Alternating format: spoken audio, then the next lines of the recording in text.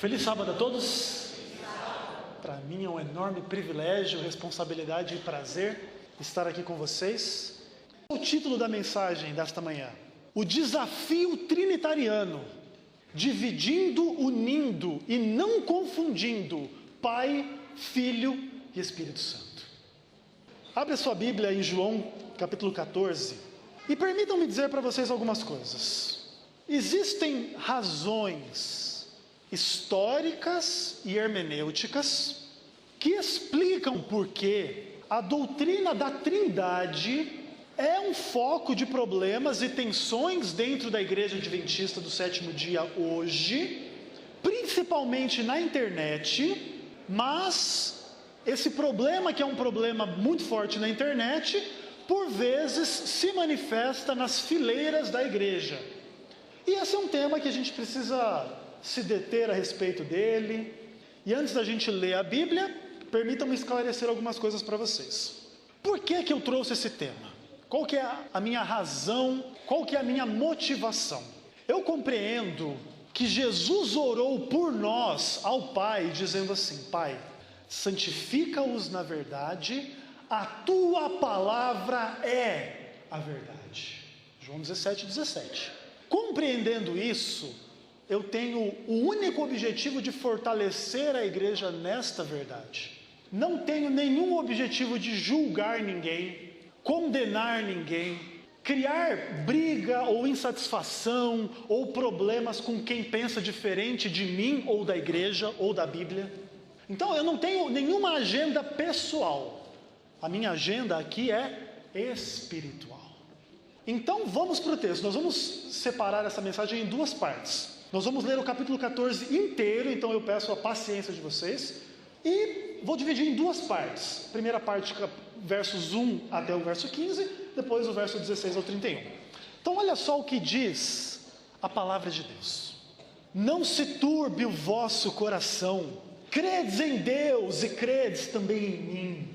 Na casa de meu pai há muitas moradas, e se assim não fora, eu vou-lo teria dito, pois eu vou preparar-vos lugar. E quando eu for e vos preparar lugar, voltarei, e vos receberei para mim mesmo, para que onde eu estou estejais vós também. E vós sabeis o caminho para onde eu vou. Disse-lhe Tomé: Senhor, não sabemos para onde vais, como saber o caminho? Respondeu-lhe Jesus: eu sou o caminho, a verdade e a vida, e ninguém vem ao Pai senão por mim. Se vós me tivesseis conhecido, conheceríeis também o meu Pai. Desde agora o conheceis e o tendes visto. Replicou-lhe Filipe: Senhor, mostra-nos o Pai, e isso basta para nós. Disse-lhe Jesus: Filipe, eu estou há tanto tempo convosco, e você não me conhece? Quem vê a mim, vê o Pai. Como dizes tu, mostra-nos o Pai? Não crês que eu estou no Pai e o Pai está em mim?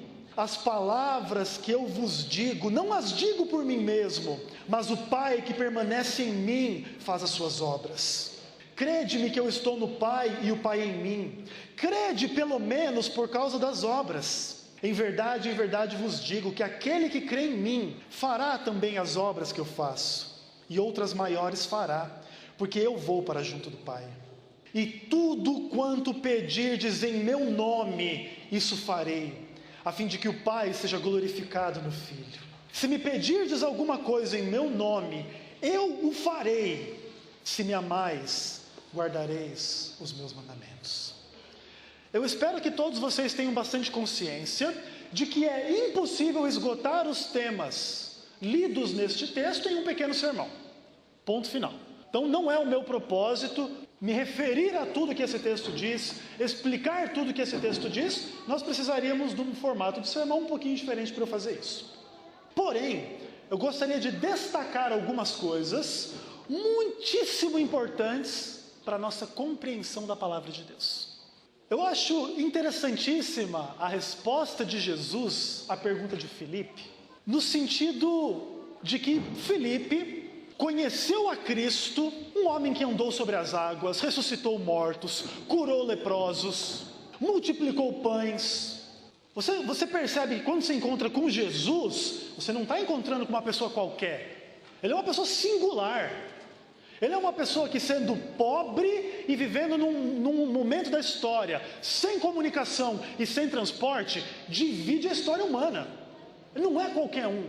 E quando Filipe percebe que ele está diante de Cristo, e ele percebe, então esse homem pode me mostrar o que eu não consigo ver. Porque Deus está aqui, mas quem vê? E aí Filipe ousadamente vai para Jesus e diz: Jesus, mostra o Pai. Eu quero ver a Deus. A resposta de Cristo é profundamente interessante. Estou há tanto tempo convosco e não me tendes conhecido? Eu estou com você e você não me conhece? Essa resposta, ela é profundamente interessante, porque ela é uma das poucas vezes nas quais Jesus coloca sobre si o estigma da divindade. Ele não se coloca somente como um filho de Deus, como um profeta de Deus, como alguém que conhece a Deus. Mas quando se pergunta pelo Pai, Jesus Cristo responde: estou aqui. Dentro do Evangelho de João, nós temos algumas ênfases que vocês bem conhecem, que ajudam a gente a se aprofundar no mistério da Trindade. É importante que vocês entendam o seguinte: a questão da Trindade não é um dilema da filosofia grega ou da racionalidade humana, mas ele é um dilema da palavra de Deus. E olha só como esse dilema é interessante. Jesus fala assim: credes em Deus e crede também em mim. Jesus chama a responsabilidade para si. Creia em mim. E quem é esse Jesus no qual você deve crer? E o Evangelho de João começa com as palavras que você conhece. No princípio era o Verbo estava com Deus, o Verbo era Deus. Verso 14: e o Verbo se fez carne e habitou entre nós, e nós vimos a sua glória como do unigênito do Pai, um com o Pai. De forma interessantíssima também, o Evangelho de João nos diz o seguinte: que todos honrem o Filho do modo porque honram o Pai. Quem não honra o Filho, não honra o Pai que o enviou. João 5, verso 23. Olha o peso e a força dessa declaração. Quem merece ser honrado como Deus, se não for Deus? Alguém merece? Quando João teve a visão do Apocalipse, no final ele vai se ajoelhar diante do mensageiro. O que o anjo fala para ele? Não faças isso. Eu sou conservo teu. Adora a Deus, não a mim, o mensageiro. Portanto, quando a Bíblia diz que nós devemos honrar o Filho de Deus do mesmo modo como a Deus, nós somos levados à dimensão da identidade radical de Jesus Cristo. Ele é Deus que se fez homem. Plenamente Deus, abandonou o seu trono, a sua glória. Agora lembra do título da nossa mensagem: dividir, unir e não confundir o Pai, o Filho e o Espírito Santo. Dentro dessa primeira parte, é importante que exista divisão. Em que sentido? O texto que nós lemos fala claramente do Pai como diferente de Cristo. Cristo está na terra e ele ora ao Pai. Ele não está orando para ele mesmo. Lembra do dilema da Trindade: ele estava com Deus, ele era Deus. As duas coisas são verdades. Portanto, quando se fala do Pai, se fala de um; quando se fala de Cristo, se fala de outro. E de uma forma paradoxal, João 10,30, eu e o Pai somos um. Não dá para confundir essas coisas. Agora, existe divisão, existe diferença entre Pai e o Filho. Pai é Deus, Cristo, Filho de Deus, Pai diferente de Cristo. Por outro lado, existe união entre Pai e Filho. E Essa questão ela se torna interessante da gente perceber quando a gente dá uma estudada na Bíblia de uma forma um pouco mais ampla. Por exemplo, quem é o Deus do Antigo Testamento? Essa é uma pergunta que parece simples de ser respondida, mas ela não é. Porque aparentemente, quando a Bíblia fala de Deus no Novo Testamento, se fala do Pai de Jesus Cristo. E quando a Bíblia fala de Deus no Antigo Testamento, se fala do Senhor. O Senhor é o Criador, o Senhor é o Salvador, o Senhor é Deus e não há outro. Agora, se você vai para o Novo Testamento, quem é o Senhor? Ele tem um nome, Jesus Cristo. E aí vocês começam a perceber que apesar de serem distintos, Pai e Filho formam uma unidade. E por vezes, aquele Deus do Antigo Testamento é o Cristo do Novo Testamento. Por exemplo, Isaías 44, verso 6... traz uma informação na qual Deus se revela. E como é que ele se revela? Olha só o que Deus diz. Assim diz o Senhor, Rei de Israel, o teu Redentor, o Senhor dos exércitos. Eu sou o primeiro e eu sou o último. E além de mim não existe Deus. Vá para Apocalipse capítulo 1. Vamos passear um pouquinho pela Bíblia. E olha só a identidade de Cristo. Apocalipse capítulo 1, versos 17 e 18. João descreve a sua própria experiência aqui. E ele diz assim: quando eu vi a Cristo, caí a seus pés como morto. Porém ele pôs sobre mim a mão direita, dizendo: não temas, eu sou o quê? O primeiro e o último. E olha como que continua. E aquele que vive, estive morto, mas eis que estou vivo pelos séculos dos séculos, e tenho as chaves da morte e do inferno. Vocês começam a perceber que o dilema trinitariano, ou que o desafio trinitariano, é perceber a pluralidade dentro de um Deus que é um. Portanto, esse desafio não é um desafio como os antitrinitarianos dizem da filosofia grega, mas esse é um desafio que nos vem pela própria compreensão simples e direta da palavra de Deus. Ponto final. Além disso, nós não podemos confundir o Pai e Cristo. E em alguns textos eles podem vir juntos ou separados, dependendo do propósito do seu próprio contexto. Agora, dentro do texto de João 14, do verso 1 até o verso 15, existem algumas características de Cristo que são profundamente importantes. Primeiro de tudo, Cristo é aquele que está preparando um lugar na casa do Pai para nós. É exatamente isso que ele diz: vede, não se turbe o teu coração, na casa do Pai há muitas moradas. Se não fosse assim, eu teria dito. Ou seja, se a verdade fosse diferente, Jesus Cristo teria falado a verdade. Portanto, se na casa do Pai há muitas moradas, e foi isso que ele disse, essa é a verdade. Se ele e o Pai são um, isso é a verdade. Se a verdade fosse diferente, Jesus não teria nenhum problema em falar diferente, porque ele próprio se intitula como a verdade. Eu sou a verdade. Além disso, nesse texto, no verso 6, Jesus Cristo é o caminho para o Pai. Ninguém vai ao Pai senão por Cristo. Ele é o caminho para o Pai. No verso 9, Jesus é a manifestação e a presença do Pai.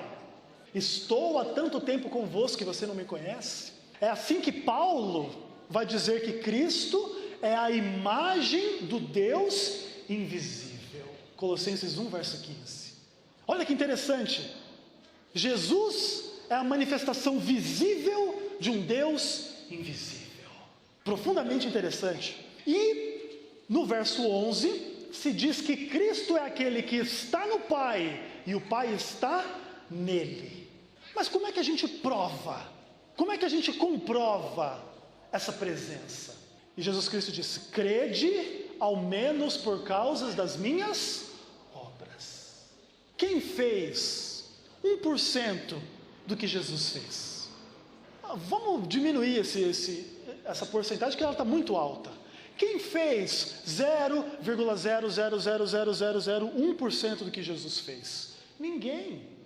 O Evangelho de João vai chegar a dizer, no final, que se fossem escritas todas as coisas que Jesus fez, nem no mundo inteiro não caberiam os livros. Alguém pensa assim, não, o autor está exagerando. Jesus Cristo fez o universo inteiro. O universo cabe dentro desse planeta? Acho que não, né? Obra de Cristo, como Pai. Pois nele foram criadas todas as coisas, por ele e para ele. Essa é a palavra de Deus, ela é simples. Nós podemos confirmar a realidade da identidade de Cristo em Deus pelas suas obras. E onde é que a gente vai se envolver nessas obras que são deles? Na oração. Porque o que você pedir em meu nome eu farei, para que o Pai seja glorificado no Filho. E aqui se evoca toda a teologia da oração, mas vamos ser simples. Jesus fez essa promessa, não foi para qualquer um, foi para os seus seguidores. Mesmo porque se o diabo orar em nome de Jesus, ele não vai conseguir muita coisa, né? Essa promessa de que a gente vai conseguir o que a gente ora em nome de Jesus, não é para qualquer um, é para quem segue a Cristo. E quem segue a Cristo não busca os seus interesses, o seu egoísmo, a sua própria vontade. Por isso que o Tiago vai dizer, pedi e não recebeis, porque pedis mal. Não é porque a promessa de Deus falhou, mas é porque nós falhamos. Agora, todos vocês podem comprovar, e são comprovações vivas, de que Deus nos dá o que pedimos em nome de Jesus Cristo. Porque Ele atende a oração. E eu creio que se eu abrisse o espaço para o testemunho, muitos de vocês iriam confirmar isso. Agora, ele termina o verso 15, essa parte no verso 15, dizendo que se de tudo isso brotar amor no seu coração por esse Cristo, obedeça os seus mandamentos. Se o mundo evangélico entendesse isso, ele não teria muito problema. Se o mundo evangélico entendesse que Cristo é a manifestação do Pai na humanidade, eles não teriam nenhuma dúvida de que os mandamentos de Cristo são os mandamentos do Pai, os mandamentos de Deus. Não há diferença entre um e outro. O Pai manda guardar o sábado, mas Cristo manda guardar o domingo. Isso não existe. O Pai e Cristo são perfeitamente coerentes. É por isso que no Antigo Testamento, a Bíblia diz assim, lembra-te do dia de sábado para o santificar, pois o sétimo dia é o sábado do Senhor, teu Deus. E no Novo Testamento, Jesus Cristo é o quê? O Senhor do sábado. Olha a implicação. O Senhor do sábado, o Senhor teu Deus. Tem que ser mais claro do que isso. Porém, que fique claro também que o cumprimento desses mandamentos de Cristo não se referem somente à frequência da igreja no sábado. Não sejam levados por esse engano.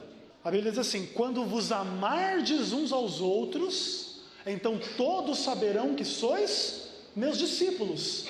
João 13, verso 35. E Romanos 13, 10, o cumprimento da lei de Deus é o amor. Então não se enganem que cumprir a lei de Deus é só guardar o sábado. Inclui guardar o sábado amando a Deus e amando as pessoas. Agora, em geral, não se questiona a Trindade a partir da divindade de Cristo, mas sim da divindade do Espírito Santo. E vamos ler João 14, a partir do verso 16 até o verso 31. Vamos ver o que a Bíblia tem a nos dizer a respeito disso. Jesus falando, e eu, Cristo, rogarei ao Pai, e Ele vos enviará outro Consolador, a fim de que Ele esteja para sempre convosco. O Espírito da verdade que o mundo não pode receber, porque não o vê nem o conhece. Vós o conheceis, porque Ele habita convosco e estará em vós. Não vos deixarei órfãos, voltarei para vós outros. Ainda por um pouco, e o mundo não me verá mais. Vós, porém, me vereis, porque eu vivo, e também vós vivereis. Naquele dia, vós conhecereis que eu estou em meu Pai, e vós em mim, e eu em vós. aquele que tem os meus mandamentos e os guarda, esse é o que me ama. E aquele que me ama será amado por meu Pai, e eu também o amarei e me manifestarei a ele. Disse-lhe Judas, não o Iscariotes: de onde procede, Senhor, que estás para manifestar-te a nós e não ao mundo inteiro? Respondeu Jesus: se alguém me ama, guardará a minha palavra, e o meu Pai o amará, e viremos para ele e faremos nele morada. Quem não me ama não guarda as minhas palavras, e a palavra que estais ouvindo não é minha, mas do Pai que me enviou. Isto vos tenho dito, estando ainda convosco, mas o Consolador, o Espírito Santo, a quem o Pai enviará em meu nome, esse vos ensinará todas as coisas e vos fará lembrar de tudo que vos tenho dito. Deixo-vos a paz, a minha paz vos dou. Não vou lá dou como o mundo a dá. Não se turbe o vosso coração e não tenha medo. Ouviste o que eu vos disse: vou e volto para junto de vós. Se me amasseis, alegrar-vos-íeis de que eu vou para o Pai, pois o Pai é maior do que eu. Disse-vos agora, antes que aconteça, para que quando acontecer vocês acreditem. Não falarei muito convosco, porque aí vem o príncipe do mundo, e ele nada tem em mim. Contudo assim procedo, para que o mundo saiba que eu amo o Pai, e faço como o Pai me ordenou. Levantai-vos e vamos daqui. Amados, não sei se vocês estavam esperando algo tão denso e tão pesado para esta manhã, mas como eu disse também, não vamos esgotar isso aqui de jeito nenhum, mas existem verdades profundas, lindas, maravilhosas neste texto. É uma página de papel. Quanta verdade cabe nesta página. Jesus Cristo começa essa segunda parte invocando um Espírito. Ele é chamado de Espírito da verdade, ele é chamado de Consolador, ele é chamado de Espírito Santo. E essa característica de consolar, ela é interessante porque ela é uma característica pessoal de Deus.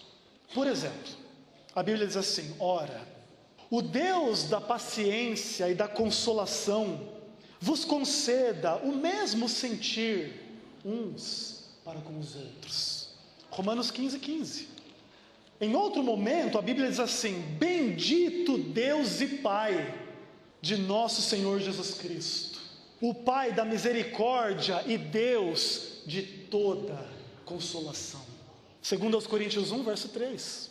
Portanto, a característica de nos consolar é a característica de Deus. Porque quem é que conhece a profundidade das nossas lutas, tristezas e coisas ruins que a gente vive na nossa família, no nosso trabalho, na nossa igreja, na nossa vida? Quem conhece as profundezas da experiência humana? Só Deus. Nem os anjos conhecem, mas Deus conhece. E o que é que Ele faz? Nos consola com o seu amor, com a sua graça, com a sua paz, com o seu perdão, com o seu poder, com a sua salvação. Essa é uma característica de Deus. E essa é uma característica do Espírito Santo. Agora, lembra do título da mensagem? Lembra? Dividir, unir e não confundir. Olha que interessante. Eu não pretendo dizer que o outro Consolador é o Pai, mas eu estou enfatizando a identificação do Espírito Santo com características de Deus. E eu tenho alguns textos que mostram essa identificação de forma ainda mais clara e explícita, se alguém ainda tiver dúvida. Por exemplo, Mateus 1, 18 e 20 nos dizem que Jesus Cristo foi gerado pelo Espírito Santo. É quando Gabriel vai dizer para Maria, né? Então, o que será gerado de ti é do Espírito Santo. Filho de quem mesmo? O teu Senhor e o teu Salvador, ele é conhecido como filho de quem mesmo? De Deus. Gerado por quem? Espírito Santo. Atos capítulo 5, versos 3 e 4, aquela famosa história de Ananias e Safira, onde eles estavam ali mentindo que eles estavam dando o valor do seu campo inteiro e estavam retendo parte. Eles não eram obrigados a dar nem inteiro nem em parte, fizeram porque quiseram, mas queriam dizer que estavam dando tudo, mas estavam mentindo enquanto não estavam. E aí o que Pedro vai dizer para eles? Vocês não mentiram para homens, mas mentistes ao Espírito Santo. Mentiu para Deus.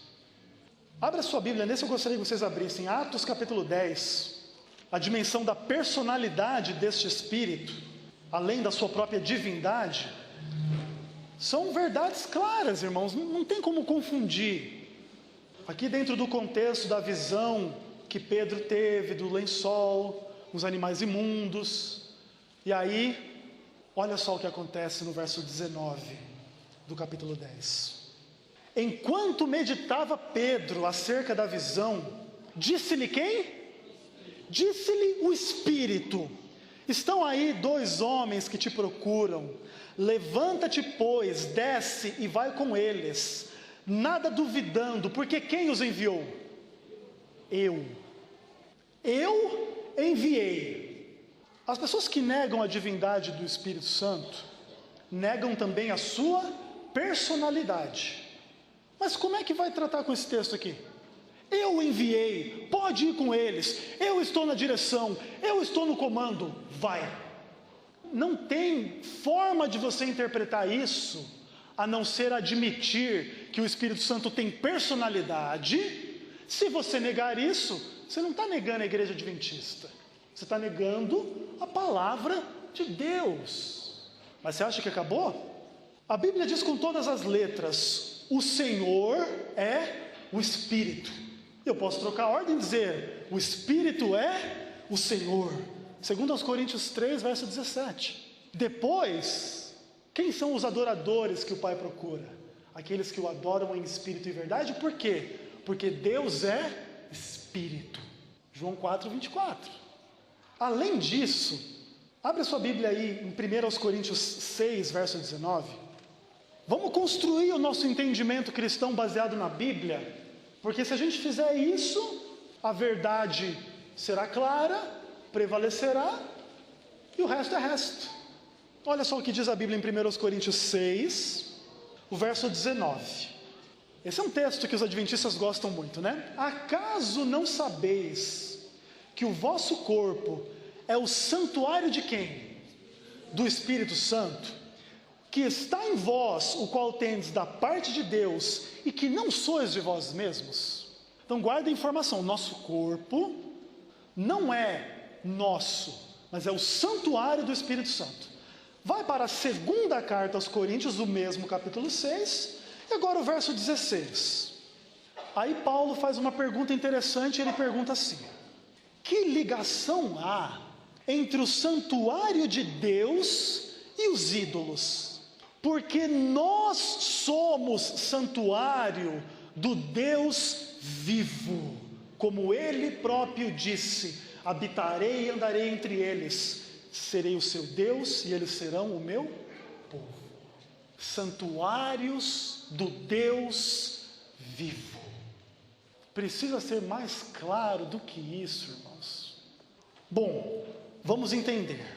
O Espírito Santo, conforme a gente leu em João 14, ele não é o Pai e ele não é o Filho. O texto é bem claro: eu rogarei ao Pai e ele vos enviará outro Consolador que esteja com vocês. Não dá para confundir. Jesus não falou: eu rogarei ao Pai e ele estará convosco. Não foi isso que Jesus disse. Eu rogarei ao Pai, ele enviará o Espírito que estará convosco. Não dá para confundir, apesar de a gente perceber que a linguagem, ela pode causar um certo tropeço. Por quê? Porque Deus é Espírito, por exemplo. E aí a gente pensa: então esse Deus é o Pai, não o Espírito. Agora, em resumo, meus queridos, a natureza de Deus se manifesta em 3 pessoas. Ele é Pai, ele é Filho, ele é Espírito Santo. Essas três pessoas não se confundem e elas são plenamente unidas na mesma natureza, os mesmos propósitos, a mesma glória. É por isso que eu posso honrar o Filho como eu honro o Pai. É por isso que nós, sendo uma igreja cristã, somos a igreja de Deus. É por isso. E não há como confundir, não devemos confundir. Com certeza, irmãos, a lógica humana, ela é desafiada quando a gente estuda esse tema. Então, por exemplo, o Pai, Deus é o Senhor, 1 Reis 8,60. Jesus Cristo, o homem, é o Senhor, Filipenses 2,11. O Espírito Santo, o Espírito é o Senhor, 2 Coríntios 3,17. Mas o que Paulo diz em Efésios 4,5? Há um só Senhor.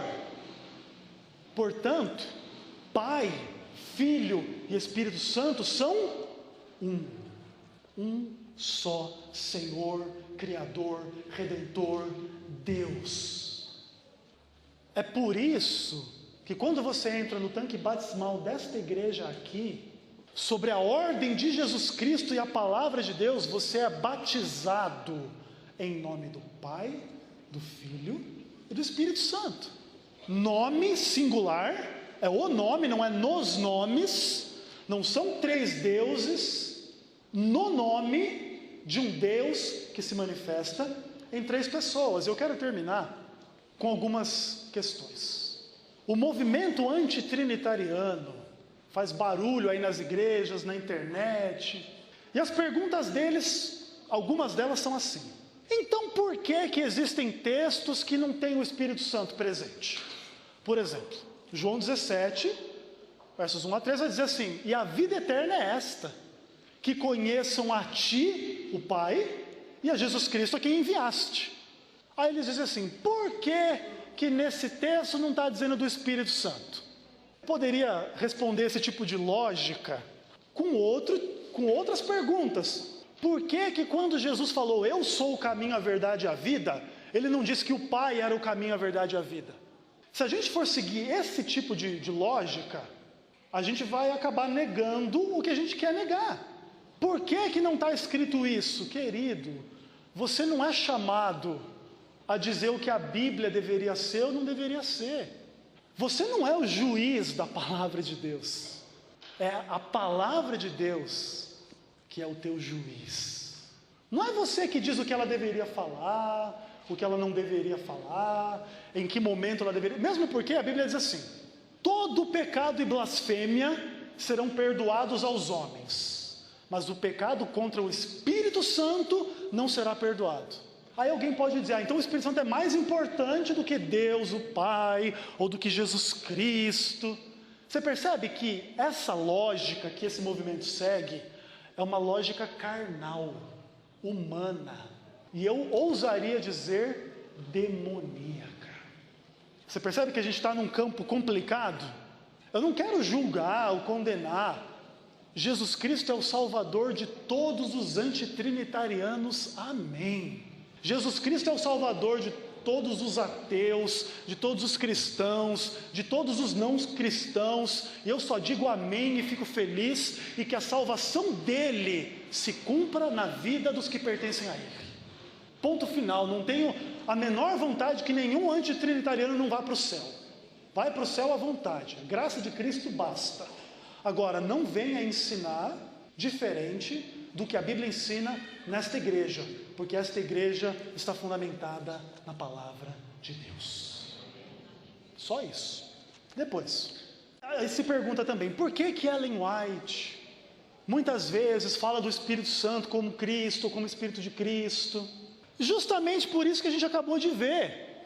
Sendo Cristo Deus, sendo o Espírito Santo Deus, eles estão unidos. E esse Consolador que é o Espírito Santo, Ellen White diz, que é Cristo sem a personalidade humana. Todo o poder de Cristo, toda a misericórdia de Cristo, toda a verdade de Cristo, toda a graça de Cristo estão presentes na nossa vida pelo Espírito Santo. É por isso que nós podemos dizer que Deus está conosco. Porque o Pai está no trono, Jesus Cristo intercede diante dele, e a gente fica com quem? E um não é mais Deus do que o outro, muito pelo contrário. Claro que o movimento antitrinitariano, eu estou terminando, utiliza-se daqueles textos onde Jesus é inferior ao Pai. E no próprio verso 28 de João 14 aqui, a gente leu, o Pai é maior do que eu, mas olha o contexto. Jesus Cristo está indo para a cruz, o diabo está se aproximando, os discípulos estavam em perigo de perder a sua fé em Deus.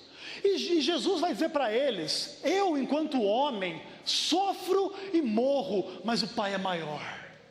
Essa não é uma discussão que remete à hierarquia essencial da Trindade, como Jesus diz que Ele e o Pai são um, que eles têm a mesma glória, que eles têm a mesma autoridade, que eles têm o mesmo poder, que eles têm o mesmo amor.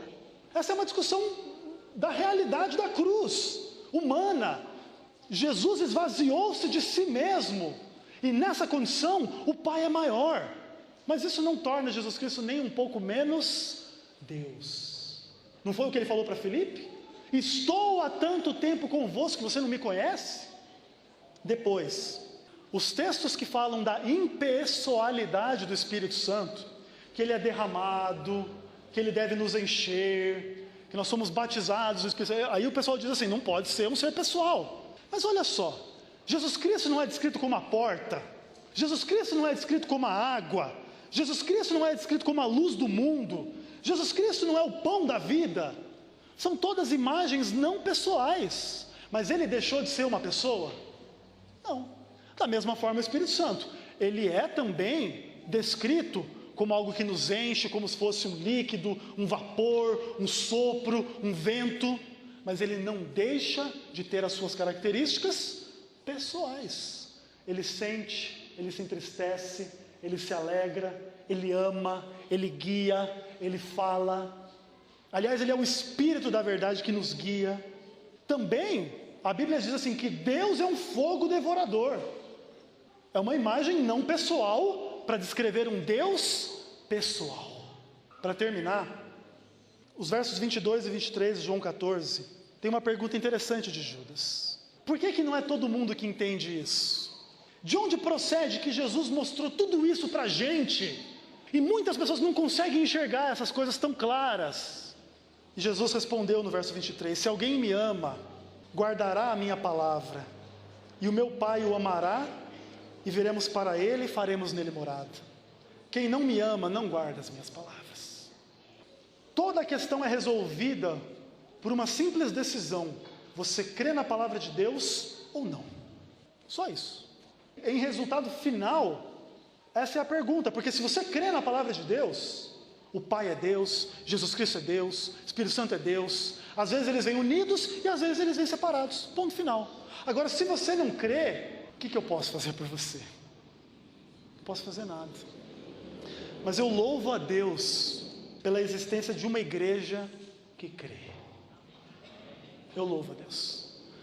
Não é porque a gente é melhor do que ninguém, talvez sejamos os piores até do que os outros, mas Deus nos amou, enviou o Espírito Santo para nos guiar na sua verdade, e louvado seja Deus por isso eternamente. Amém. Deus eterno e maravilhoso, Papai do céu, em nome de Jesus Cristo, obrigado pela tua palavra, Pai.